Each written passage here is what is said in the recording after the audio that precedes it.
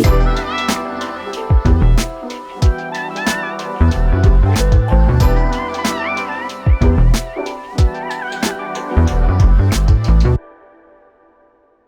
Brand Storytellers community. Thank you so much for joining us today. I'm really excited about this all-star panel that we have. We are featuring and talking about the incredible, critically acclaimed documentary Fair Play.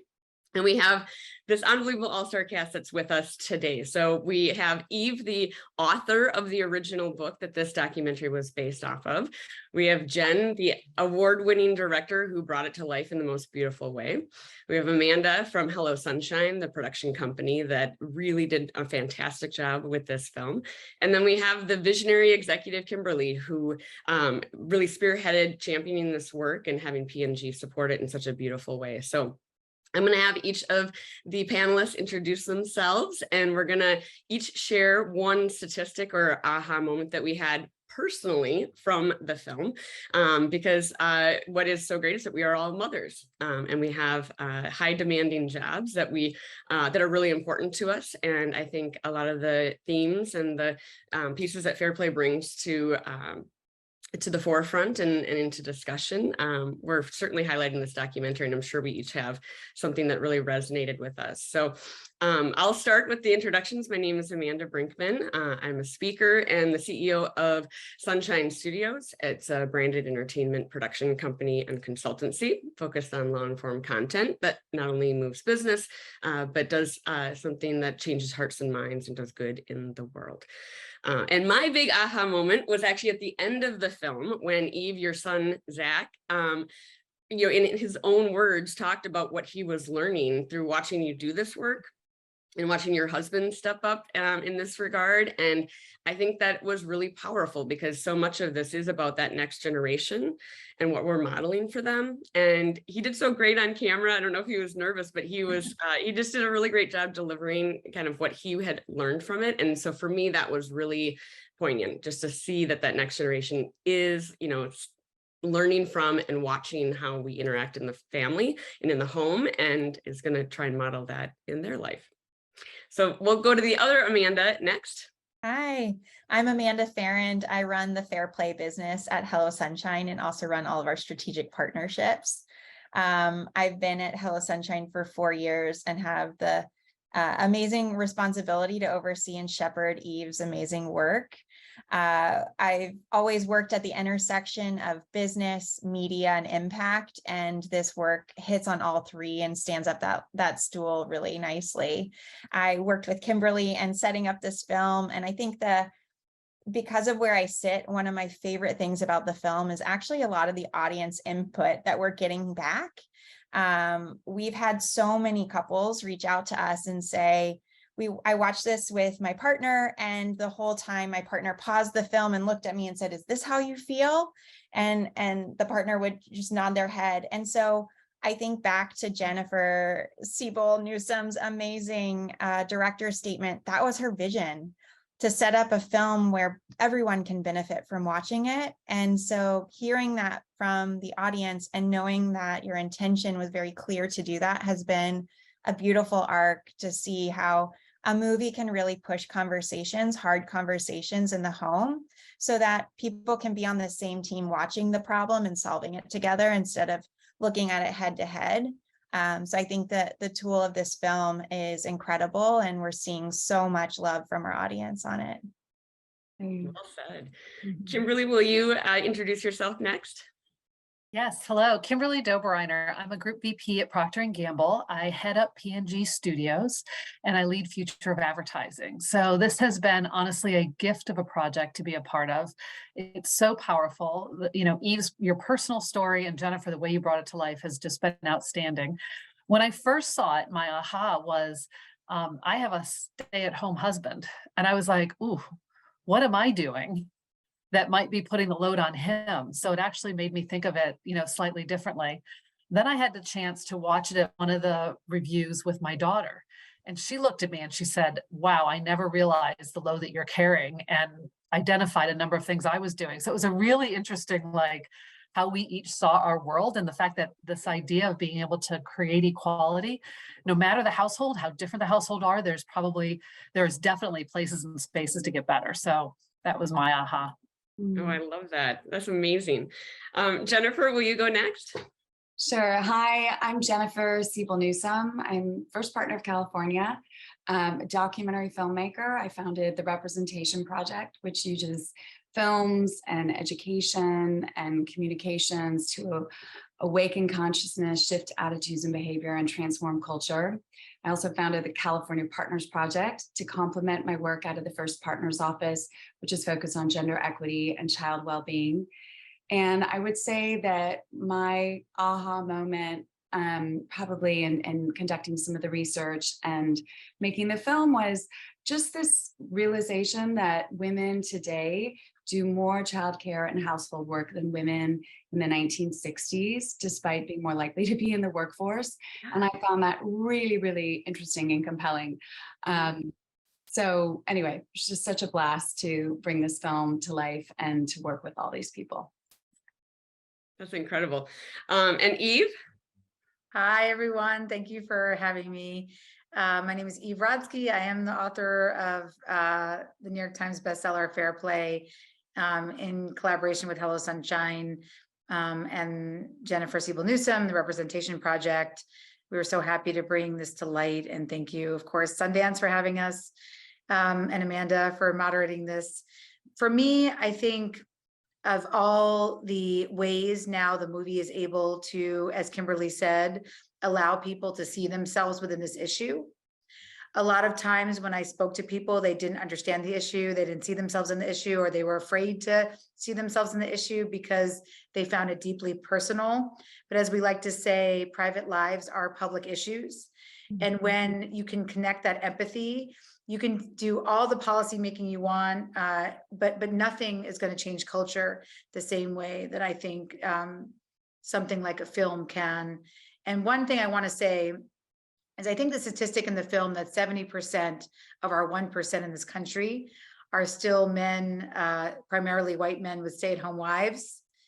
That is what got me, because when I spoke to CEOs all over the country who said to me, I have single mothers on my team and I want to champion them.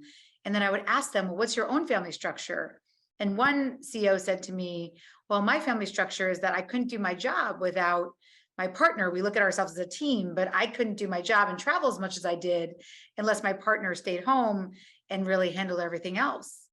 And so what I said to that CEO is, I appreciate that you want to champion the single mothers on your team. But what you just said to me, that you could not do your job without your partner staying home, you just told me that the single mothers on your team could not do your job. So I think there's a lot of implicit bias in this issue that we don't even realize. And once we bring it to light, there's no shame. We do it through humor, but we're here to start having and normalizing these conversations. That's right. Well said. And what I think is so beautiful about what all of you have said and about this work in general is there's so many people who maybe aren't as fulfilled with their work that they're doing, but through this film and through your skill sets and your craft, you were able to work on something that's really, really meaningful, not only to you personally, but that is going to change the world and change the realities for moms moving forward. And I think that's just really incredible. And what a blessing to be able to work on something that has such a seismic shift beneath it. So congratulations on that piece of it. And for dads. And for dads moving forward. Yes, no, absolutely, yes, for everyone. All right, so Kimberly, we're going to start with you. So, this community of brand storytellers, we're all really passionate about how brands can get behind issues that matter and produce films that do more than just sell people things, but stand for something. So can you talk a little bit about what attracted P&G to this project and why it was so important for you to champion this particular film? Absolutely. I mean, first, when Hello Sunshine approached us with this idea and Eve's book and Fair Play, honestly, we were so impressed with the system. And, you know, I actually, my son is newly married, and I gave him the book and the cards. I'm like, here you go, right? Like, it's just, it's so meaningful to foster this idea of equality, and just, we truly believe in this ripple effect and how it can have a system like this for home can affect the workplace positively, can affect society. And at P&G, we aim to touch and improve lives. It's our purpose as a company. And so this book and Eve's way of thinking of it was so congruent with two of our brands, Swiffer and Dawn, who have this program called Come Clean and Share the Gap, and sorry, Come Clean and Close the Shore Gap. It was a perfect fit. This is all around how do we bring some better equality into the home. And we hope to create and develop and have an intention of having products that make it a little easier, make it a little bit more fun, and make it projects and chores that anybody in the household can do. So honestly, finding a brilliant story, so beautifully told, that connects directly with our brands and what we're trying to do in impacting positively consumers' lives. There couldn't have been an easier choice to partner. And then you bring this team of remarkable women and with shared values that Hello Sunshine and P&G have. And honestly, it was a partnership made in heaven. Yeah, and I mean, it's really a demonstration of P&G putting its money where its mouth is. You can't just say you stand for equity and equality in the home and not demonstrate it beyond just products. And so it's really, it does seem like a really great partnership, and I applaud you for seeing the vision in the work and truly investing in something beyond just creating ads. So it's really wonderful. Amanda, how did P&G come to mind? I mean, they obviously have incredible values, and we just talked about what a perfect alignment this was. But what made for this, beautiful partnership, both in seeking them out as a partner and then in execution?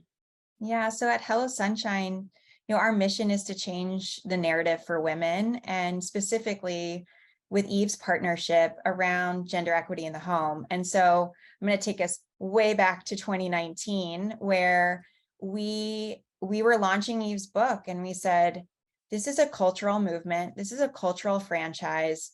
We need to go, we're reestablishing rules in the home. Let's go to the biggest player in the home. And so we went to P&G and had a thoughtful meeting around, we're going to create this cultural franchise. We feel like we should do this together. And so this partnership extends now almost 4 years of, being in it with us, from the launch of the book and the IP to building short form content together, testing out influencer campaigns. And then when we just had this idea, we really need to bring this to a larger scale. We dreamed of the opportunity of working with Jennifer Newson and her background of, the Misrepresentation Project and The Mask You Live In, and the beautiful way that she connects media with and gender with what's happening in politics. And so we just had this vision of telling this long-form story with Jen, and instead of waiting for distributors to come and buy our project, we said, we just have such a heart to make this. Let's call P&G and see if they want to make it with us, and not wait for any external parties to say we can do this. And thank God we did, because that allowed us to start shooting before COVID started. It allowed us to shoot through COVID. And we got to make the movie that we could have only dreamed to make, and then letting Jen just do her thing and really bring her special sauce to this. So, when we think about partnerships at Hello Sunshine, we think about what can we do together that nobody else can do. And if it's something that feels cookie cutter, we shouldn't do it. And so the trust that we've built over the last 4 years and the quality of work that we've been able to deliver together, we couldn't have better partners at P&G. And then to bring, to allow us to bring this amazing filmmaker on board was just a dream come true. Yeah, I mean, it's unbelievable. And when you think about the Fair Play franchise, I mean, this might be one of the pieces of mother content, if you think of it that way, the book and then the film now. But then when I think about all of the other ways in which you're bringing together both ancillary content as well as engagement. Like I just got my email today with the holiday cards that you need to distribute, and I already downloaded that. I mean, like you've got all these ways in which you're engaging audiences and facilitating these discussions within the homes that is well beyond just the film, but the film and the book gave kind of purpose to this entire tree of content. So Eve, you had such success with the book, and it was not only critically acclaimed as a bestseller. You were on this incredible meteoric rise with the book. What did you feel like a film would do to kind of that trajectory, and why did it? Why was a film perhaps something that was of interest to you, and what did you feel like the story could be that was different than the book and some of the other interactions? Well, I think the number one thing was we wanted.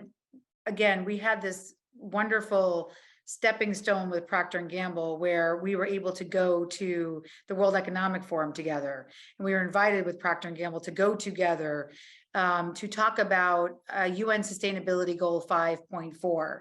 There is actually an SDG related to valuing unpaid labor. We know that before the pandemic, unpaid labor counts for about $1.9 trillion of economic activity. And that's, if you count it sort of at sub minimum wage. So we know it's way more than that. So Procter & Gamble and Fair Play had sort of already been on the scene. And what happened to us was at Davos, we were able to say to world leaders, we're one crisis away from losing thousands and thousands and thousands of women because we see the burnout that they're going through dealing with not closing the chore gap. And so we said this to world leaders, and then we had world leaders come up to us and say, well, we see it in my country. Like one politician actually in Germany said, well, in the south of Germany, we require kids coming home for lunch. And that really affects women's labor force participation. So we were having these conversations before the pandemic. What the film allowed us to do, besides the fact that it gives us another entry point, which is such a humorous, Jen's ability to capture humor, Jen Newsom, as our director, was just, unparalleled, because that was a no-brainer for me. This had to be not just sad, but really funny. But I think the poignant part was because we were already on the road and the first people to say, you're about to lose 30 to 40 years of women's workforce participation. And then not knowing the crisis was going to be a pandemic, we thought it was going to be an individual burnout crisis. And we needed to close the chore gap, not just individually, but we knew we had to do it systemically. And P&G has always been there to also fight for the systemic ways to close the chore gap. But what having P&G there already for us did was it allowed us to start engaging couples during the pandemic. And there is no one's ever going to be able to film like that again. And if we had to wait now, it would be a totally different film. We have a unique piece of content that I think will be forever evergreen, because we watch people at their most vulnerable, but that allows you to sort of empathize with them in times like now where you're still vulnerable, but maybe because of a pandemic, you're not as likely to vocalize it. Yeah. And I mean, I knew women were leaving the workforce, and we have been hearing about the Great Resignation, but that was one of the other things that the film highlighted, that 2 million women left the workforce during the pandemic, and that was 4 times higher than the amount of men who left the workplace. And I can empathize. I have a husband who does part-time sales from home already and takes on the majority of our home duties. But during the pandemic, when I was home, I just started taking them back on, not because he asked me to, but because I was just here physically. And so I think we can all relate to how just the proximity in our home during that time allowed some of these things that maybe we had good systems established and we slipped backwards in it. But yeah, that we've just lost that progress that we made around women in the workforce, and we need to close that gap quickly. So Jennifer, you did do an incredible job bringing humor into it, which I think makes something that can be a difficult conversation much more approachable and engaging. And Eve mentioned it earlier, kind of this concept that our private lives do become public issues, and how we show up in the home ripples out into society. So as California's first partner and as a filmmaker, you really do have a front row seat into how policies and media shape our identity and understanding around gender roles. So how do you see that, and how is that connected to what's happening in our homes? Well, I think you need both, right? So on the one hand, that's why I think the book was so important, separate from the film. I think, right, when Hello Sunshine approached me, they gave me sort of carte blanche to make the film I wanted to make. And I couldn't not use Eve. She's so funny. So Eve, it's all you. It's not me. But I knew that we needed the levity. Some of my films can be kind of dark and intense, and they're very inspiring and hopeful, but you need the humor, right? Otherwise people can't receive all of this somewhat heavy subject matter, and also because I wanted to speak to men. So I felt like the book did such a good job of speaking to women and giving that experience, and obviously inviting brave men in. But we had to do something where we could to invite more men in, and help them see themselves in the partnership that's required to move us individually and as communities and a society forward. And therein lies that dance of when a man, and this is what's so brilliant about, I think, the combination of the book, the movie, and then the movement, is that when you bring men into the conversation of helping them, just creating consciousness around what's going on in the home, then they're able to kind of shift their attitudes and behaviors, and then they take that into the workplace, if in fact they're still in the workplace.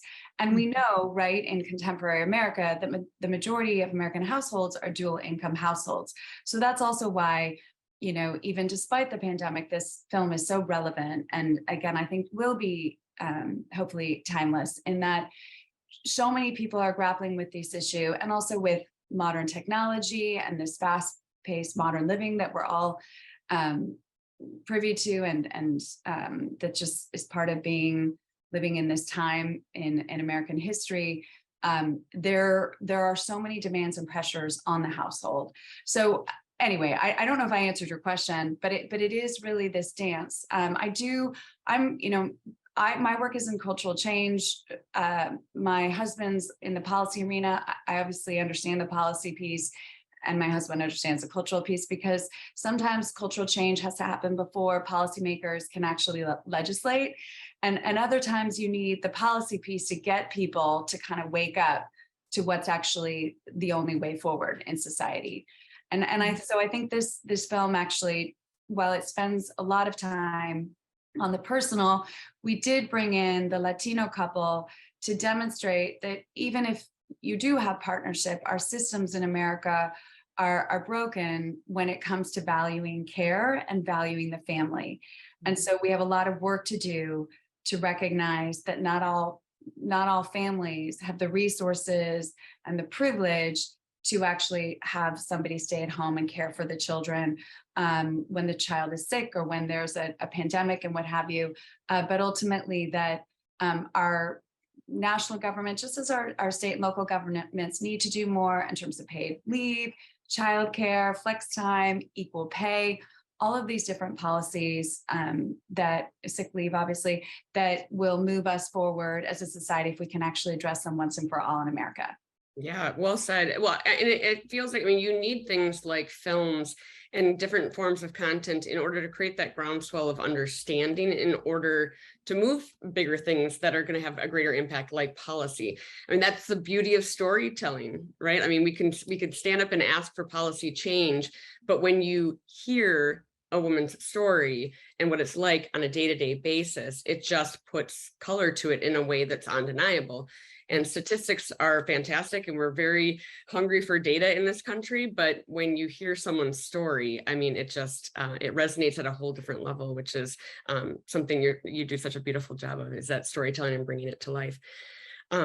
So Kimberly, this audience and this community of brand storytellers, we're all really passionate about brands getting behind these kinds of movements, but oftentimes we're pressured as CMOs or chief brand officers or marketers to put some measurement against it, or to prove that that investment was of value. Can you speak to our audience a little bit about how you navigated that, and how you've been talking about it internally in terms of kind of the ROI. I hate to even bring that term up in this beautiful setting of what we're talking about, but I know our audience will be curious. Well, and I just want to start where you were ending, which is the power of storytelling, right? I think we believe in that as an advertiser. We believe in it for our brands. And as our brands have, purpose that they want to get behind or ambitions they want to get behind, the ability for our brands to come in and be a part of conversations that they truly authentically believe they can and should be a part of is one of the most powerful ways we believe in this, in the work that we're doing on P&G Studios and having brands partner on stories like this.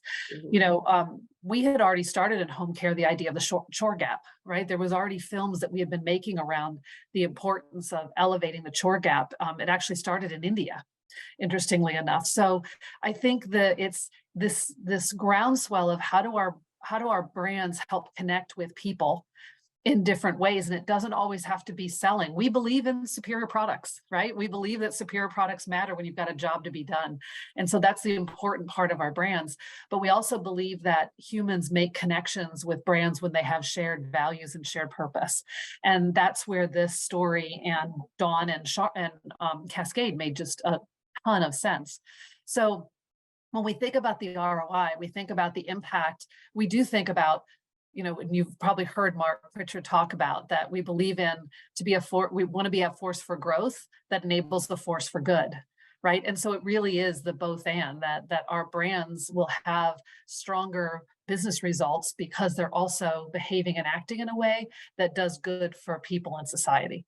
So our ROI is always in our brand growth, and our brand growth comes when our brands can connect authentically with people and what their needs are and deliver on both those from the performance standpoint, but also from the societal standpoint. Oh, well said. All the brand marketers in the audience will come to you to come to their boardrooms and say what you just shared in order to sell through the funding model. So Amanda, sometimes a concern with bringing a brand in is that they're not always as sophisticated in the way that they think about brands interaction, integration, or involvement in something like a film. And some brands, not P&G, can be kind of heavy-handed in that process and kind of start to affect the authenticity and quality of the film. How did you think about this partnership and kind of the role that P&G would play and where they would have a role in the film development versus a hands-off approach? Like, how did you actually kind of structure that partnership in a way that allowed for Jennifer to do what she does and for Eve's story to come to life in a way that resonated so beautifully with the audience, but still allowed for P&G to show up in the right way? I think it comes down to really clearly identifying the mission. So what mission are we on and why are we on it? And so we, because of their chore gap work and because of the fair play system and because of the foundation of trust that we had built the year prior to getting this movie up and running, that allowed us to say, okay, if this is our mission, how do we pull from each of our unique strengths? So the things that we were asking from P&G were, who are the experts that you lean on when you think about the chore gap? That's a contribution to this film. What are the relationships, the influencers that you've worked with who have a unique voice on this? How should we think about the diversity of our couples? What geographies are important to you as a brand? So I think it just comes down to asking better questions and allowing brands to bring more of their expertise to the table than simply their products and their dollars. We really relied on them a lot when we were testing out different messages, when we were, we had just an abundance. We had like an embarrassment of riches of content with experts and couples. How do we make those decisions on who gets in and who gets on the cutting room floor? Like, those were conversations we were having. And it was really important to me, and I know to Kimberly and her team, that we gave Jen the most room to do her thing. We know her filmmaking style. We've watched her movies. We know what she's capable of. My job was to make sure that nothing impeded her ability to do that. And so the conversations we were having behind the scenes and how we brought that to Jen, it was all part of the mission of the story. It was less about, the spots and dots of how many integrations and and those things, and more about the trust and the why of what we're doing. And then outside of the film, how can we hold hands to make this film the biggest we can together? How do we leverage each other's social platforms, press contacts? So it was more of a handhold than a mission-based handhold than like really shoving things together. But I think that comes with trust. And, you know, what's unique about P&G is they've been some of the best storytellers. I mean, you can't think of an Olympics without crying through a P&G spot. Right. So, Oh, absolutely. Well, and Kimberly mentioned the India piece as well. You know, as soon as I heard that P&G was behind Fair Play, it made so much sense because I was familiar with that work, and that just feels like a natural evolution of tackling the chore sharing in our homes. And well, what a beautiful example of a partnership with a film and a brand, and allowing for a film to be as beautiful as it deserves to be, without, you know, where the brand actually adds fuel to the fire versus impeding it. I think you guys did an unbelievable job with that, of course. So speaking of brands, so Eve, you know, when you think about kind of continuing to evolve the Fair Play franchise and making systemic change, both in terms of changing hearts and minds through the film and in individual homes, and then you're hopefully then influencing policy and some of those things. I know you're starting to partner with other brands and corporations around how they can bring it to life within their place of work. How can they advocate for thinking about their female workforce in this way, their entire workforce in this way? Can you talk a little bit about, as you're working with brands and as you're working on those partnerships, what's really at the forefront of those discussions? Like, how do you want bigger companies to think about this movement in the workplace? Well, that's such a good question. And again, I think I wish all brands had the foresight of a Procter & Gamble to understand that when you work in authentic movement-based work, the ROI is sometimes harder to see, because we're not looking at just eyeballs, right? We have so many people that those eyeballs then become an evangelist for the Chore Gap or for Fair Play. And then they go do something like go advocate for paid leave in their state, or create a collaborative. Like we had one woman who watched a documentary who said she's fighting for her local city council to create universal childcare just within her municipality. So that's movement-based work. It's harder to measure. And I think for brands to understand that is a little bit more complex. And so again, if Procter & Gamble can lead the way to say that this doesn't hurt you, it really doesn't hurt you, because your values are why people stay with you, especially as the brand landscape, I think, gets more competitive. So I've always, thank you, Kimberly. Again, I really feel so much gratitude for you. Like I said, especially that we were able to capture the pandemic together because of your willingness to take this risk, to do this without maybe a traditional ROI. And then now together, what we get to do is really, and we were with the Procter & Gamble in DC, which was really wonderful, to really think about what we call, and Jen and I got to be there, sort of there's the Fair Play documentary. So there's a Fair Play component, which is, of course, you know, teaching boys to care the same way we're starting to teach girls to code, and really make our society more fair, as you said, from when we started from the beginning, as you heard my son talk about. But more than that, there's also fair say. So we have fair play, but fair say is what Jen's been working on, the idea of having mothers along with men in positions of power and C-suites.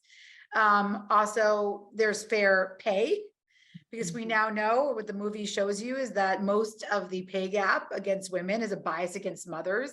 Even if you're not a mother, you are given less promotable tasks. If you look like you may be a mother, if you may be a caregiver, you're considered not committed to the workplace. So I would say it definitely starts with the fair play anchor, but there's also the fair say, which Jen has been working on. There's the fair pay. And then I like to say there's also fair day. And the fair day is now really looking at how corporations want people to work. Are they bringing people back to the workplace and saying, you have to be here 24 hours a day, here's your bed? Because we know if that happens, then the workplace is not going to have room for caregivers. Or is it going to look like a place where there's a fair day and you can be an adult and do your work when and how you need to? And I think that workplace will be a lot more welcoming. So I would say that's sort of our framework, the fair play, fair say, fair day, and fair pay framework. Well, I love it. And I love that you've thought about it in a way that allows corporations to engage in it and be actionable. I think you talked about this in the film, you talked about this in the book. You know, it's one thing to identify a problem, Right. but it's the most helpful to identify solutions. And so you're really putting these tools in the hands of corporations where they can actually make some of these changes that we're advocating for. There's, again, the government policy, but then there's also company by company. So I really applaud you. I mean, I'm a huge believer that we are all on this planet for a very specific reason. And it's so beautiful to watch you live and work in this place of that's so obviously your purpose. Right. And when I just think about the ripple effect of the lives you are changing through this work, it's cool. It's really, really cool. Well, Amanda, as we say, nobody sets out in their third grade, what do you want to be when you grow up board, and writes gender division of labor expert. No, they don't. Well, now they will. Now they will. Maybe, maybe. I love it. Well, congratulations on, you know, and thank you for what you're doing for families across the country. So Jennifer, we're all dying to know what is next for you in your filmmaking. You did a beautiful job with this film. You already have this unbelievable track record of accolades with your past films. Where are you taking your talents next? If you can share. Thanks. I'm making Misrepresentation 2.0, which needs to be updated. Only just because we didn't even delve into social media and this this culture that you know, 2 steps forward, 1 step back, 1 step forward, 2 steps back. So we're diving back into misrepresentation 10 years later, which feels really good. And then I'm also prepping a film that's about climate and Mother Earth and the feminine. And so that's kind of cool and fun. But I'm juggling a lot, you know, like all these women. I have 4 young children and first partner responsibilities, and we're trying to really institutionalize our values in the state of California so that when we're gone, the work can continue to really center and focus women and children and all of our values. I emphasize those too, because those have always been my priority and work. And so there's a lot going on, but a lot of excitement. And then clearly, you know, I want Fair Play to continue to be successful because I'm in this with Eve and team. It's just the most important work. We're not going to make progress. All of our dreams and aspirations for our young girls and young boys, for that matter, they won't move forward unless we really start to value care in a different way in our country. So I'll continue to champion that work as well. Well, again, as I said to Eve, I mean, it's really beautiful that you're using these skills that you have so naturally and using them to advocate for things that are really going to change people's lives. So it's beautiful to see people living and working in their purpose. It is interesting as women, like we just wear all the hats, and we are responsible for so many other people's success and what matters to them. And oftentimes the thing that falls off of the plate is ourselves and you know, our self-care and how we're thinking about where we want to be spending our time. And Eve, you've addressed this in your second book, right, around unicorn. Can you talk a little bit about the unicorn space?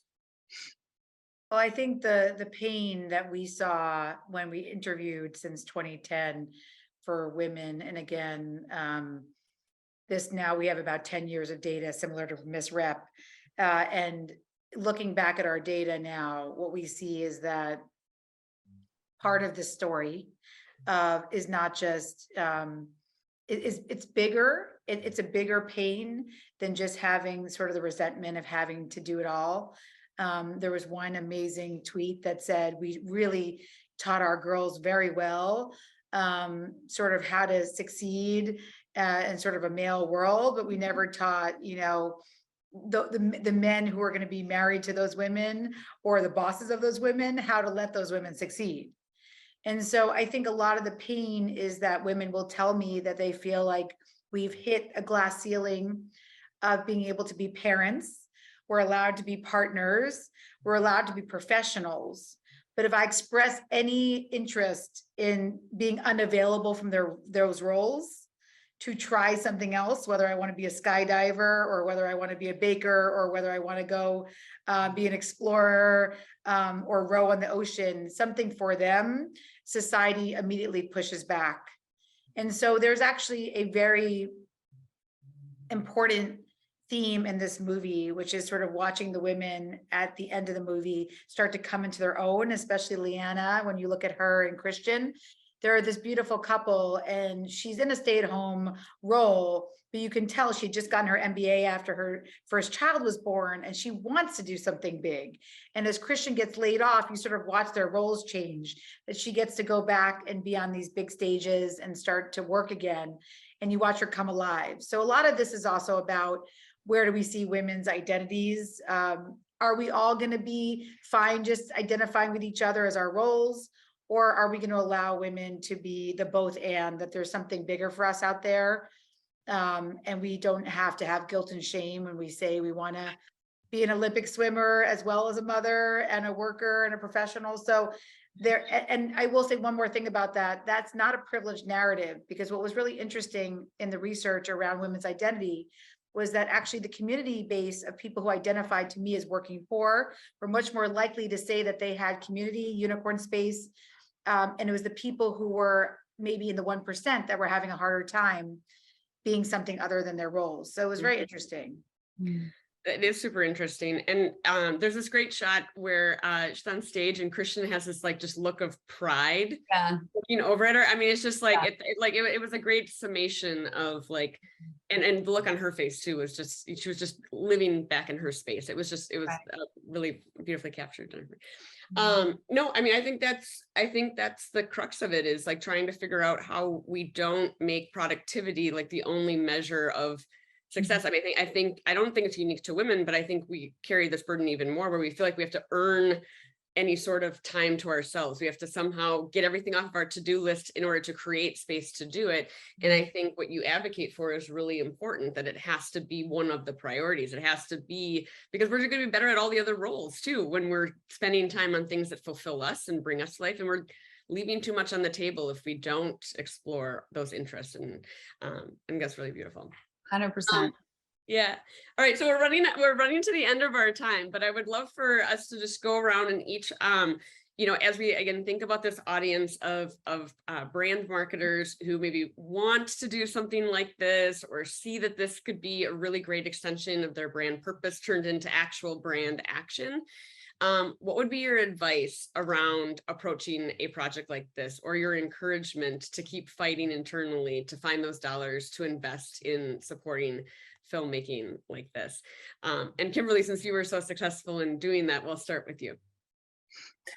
I think in order to play in this space, again, the brand has to define what is the place that authentically fits with them as a brand for what their core job to be done is, as we talk about, and the broader narrative in society. If you haven't figured out what that thing is that will make that connection, it's going to be really hard to step into the brand storytelling space in this broader ecosystem. So to me, that's the first thing, is what is your role and what can your brand do to do good in society? That's also a part of what your brand does for its own functionality, right? And we have a lot of brands that are showing how to do this, like what Secret has been doing in the fair pay space, right? We have what Tide has been doing with Loads of Hope, right? These are activities that the brands are doing as a part of their narrative to be a part of society. And I think you've got to start there. And from that, then what other stories need to be told, should be told, that your brand can authentically then support and be a part of, and it becomes this wonderful two-way street, right? And so that's what, if we think about, what P&G Studios is trying to do, is define those powerful stories, often by underrepresented or untold stories or underrepresented people, in a way that we can connect with our brands and with society. So I would also say that we're looking and we love to work with great partners who want to find that way to authentically create those connections. And the second thing I would say is, it's a little bit what we've talked about, is is the less we force our brands in and our brands become part of the story or advancing the story or elevating the story, not trying to interrupt the story, the better off that they'll do, and the better the stories are, and the better that the audiences that watch believe and support those brands. So I would just continue to say, there's still sometimes an allergic reaction to brands or advertisers being in this space. And I would just ask that give us a chance, give us, give it a try, and give other brands a chance to try, because if we can find the right way to do it, I think it's going to lift everybody. Absolutely. Well said. And I think that, key in what you said too, is that authenticity, both in terms of execution, keeping your brand out of the way in order to let the work speak for itself, because that will just lead to more authentic engagement and viewership and organic reach, because it's good film.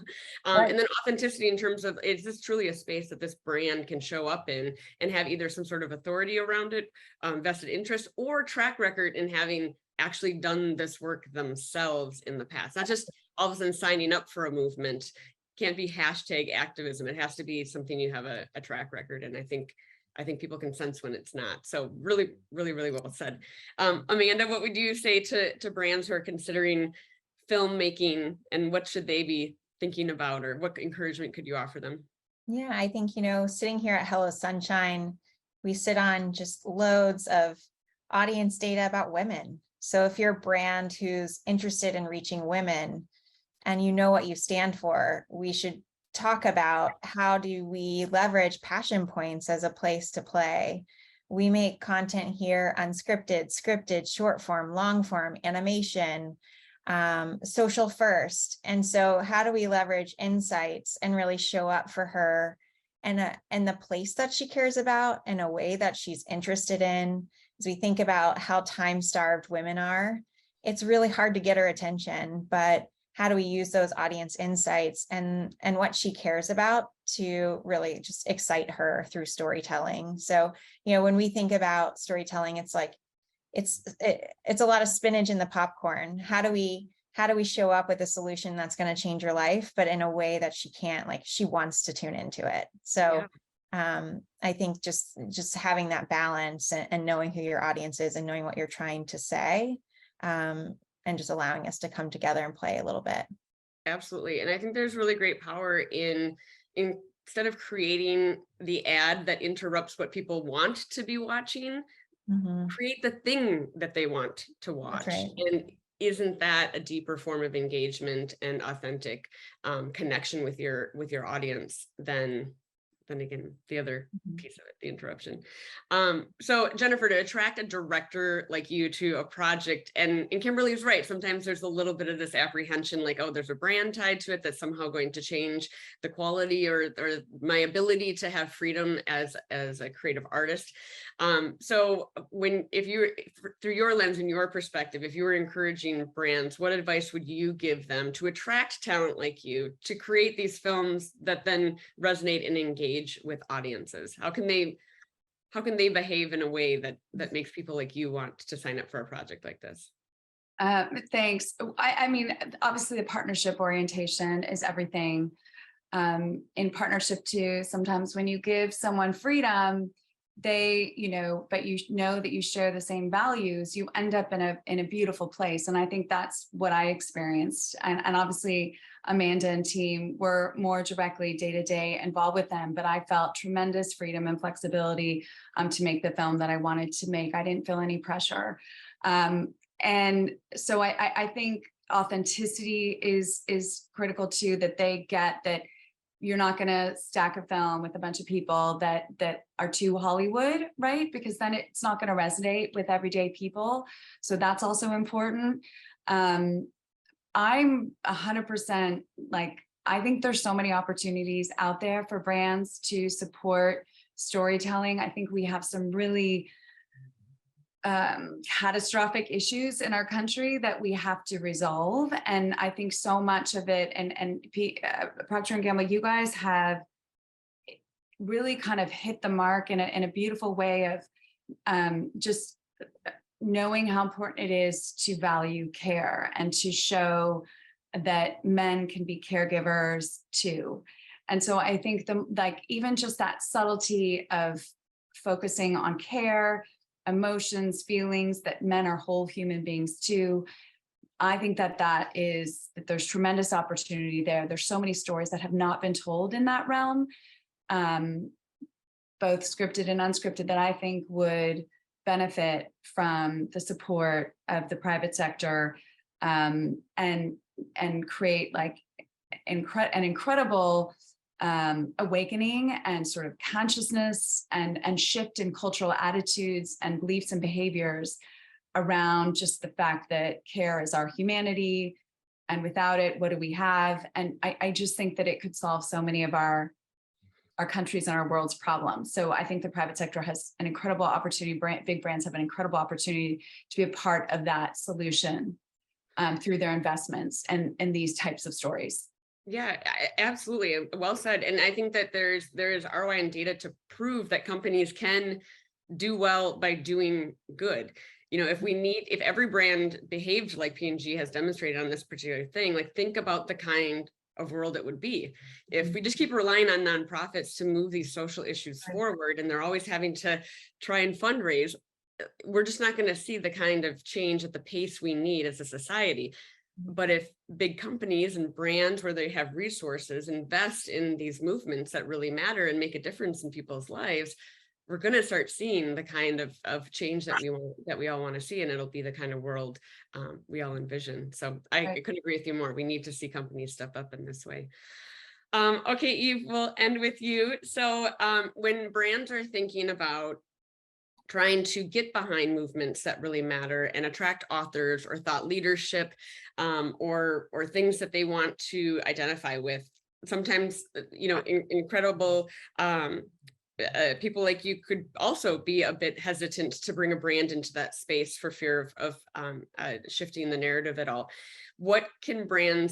How should brands be thinking about it when they're approaching people like you who have this incredible platform, and how can they kind of woo that kind of a person or an idea to allow them to partner with them? Well, I also think there's a lot of risk for brands, right? Because they don't know what I'm going to say on every day. Kimberly had let me in to talk to the leaders, and I was talking to, their CMO about how great it was that their products were helping my son get period stains out of underwear when he was doing laundry, right? So you don't really always know what you're gonna get. But I think if there's, again, alignment around values and around the issue, which, as Jen was just talking about, this idea that care matters, that the assumption that women will do it is not the right thing for the world, sharing the load, whether it's in India, or closing the chore gap, whether it's in the US. What I want to just be very clear is that Procter & Gamble allowed us to do this work. I mean, the movement that we are building and continue to build with Fair Play would not have happened if we were not in front of those world leaders in 2019, being the first people for them to hear that we were one crisis away from losing 30 to 40 years of women's labor force participation. That was happening. People had also been saying that, but because we were there together to make that statement, we got to be on a world stage and say it, that people came back to us and are willing to listen, I think. So I will say, I just feel grateful, because I actually think it's the opposite. A lot of people are trying to woo the brands, and brands will have to take a risk to say, okay, am I willing to let this person talk about, period stains in their underwear, or curse it, in front of my executive team? You don't know what you're going to get. But I think taking a little bit of a risk can often pay off, because our gratitude at, these three entities working together and continue to work together, not just gratitude, but the impact we can have, I think is worthy, merits some of that risk taking. And so again, I can't be grateful enough to what Procter & Gamble has done for Fair Play. It's just really, it's hard to quantify. Well, they certainly have demonstrated the gold standard. And when we talk about risk too, like I was pleasantly surprised and engaged with the number of F-bombs that were like left in the film. Like that, yeah. They were well placed and necessary. But some brands would have said, "Oh no, we can't." There may have been conversation. Kimberly won again. She's such a champion of authenticity. You know, but Amanda, can I just offer something with what Eve just said? I think it's my husband always says, fail forward fast, take risks. Nothing's going to change in corporate America and in our larger culture if we don't take more risks. So I think I thank you, Procter & Gamble, for doing that, because without it, the status quo would be preserved, right? If you didn't take a leap of faith and go in there with us, and obviously there was the communication and clear values, shared values, and goals, but it's really, it's what's going to move us forward as a society. And so. Oh, sorry, Jennifer, I didn't mean to interrupt. No, jump in. No, I was just going to say, just another thing that's so interesting about this conversation is I don't think any of these conversations would have happened without this collection of people, right? That all came, we never would have told a story like Eve told. Like it just wouldn't have happened even though we were thinking about the same space, right? So I just think there's such power in working with different creators, working in different industries, working with just a variety and diversity of people and mindsets and beliefs to bring these stories to life that we won't be able to do on our own. And, you know, I think together we can lift up and do more. That's right. There's so much strength in partnership, so much. And we have a new development on our partnership coming on January 24th. We'll have to leave the teaser there. Yay. Oh my gosh. All right, we left with a teaser. Jennifer had a great summary, pursue partnerships. And I would add, like, I would echo what Eve said, like brands take the risk. It's worth it. Like people can sense when it is real, when it's real research, when there are real authors behind this work and it's not fabricated, as Kimberly said. And just be a Kimberly. Brands, be a Kimberly. Kimberly. All right. Well, thank you all so much for your time and for what you are doing in the real world to advocate for better balance in our homes. It's, again, I've said it a couple of times in this time together, but you're changing lives and there's nothing more powerful than that. So thank you. Thank you, Amanda. So fun, everyone. Thank you, Jennifer. Oh, thank you so much. Such a joy.